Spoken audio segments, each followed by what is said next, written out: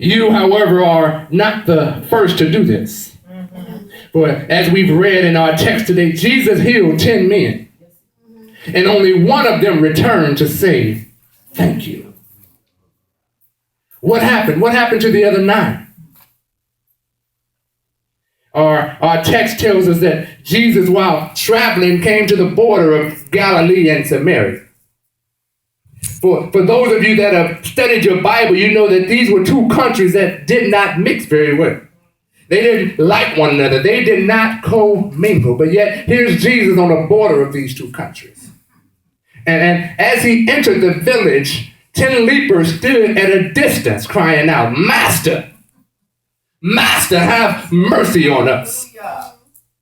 Understand that the lepers are people who had a disease known as leprosy.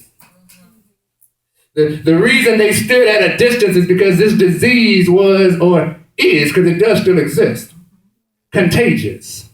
And in biblical times, the person with leprosy was considered to be unclean, unpure. You couldn't touch him. Touching a person with a leprosy was just like touching a dead body. You just don't do it because it was believed that then you become unclean. A person with leprosy had scaly skin. You can look at them and you can tell that they had it because their skin was scaly and peeling and they just looked like a creature.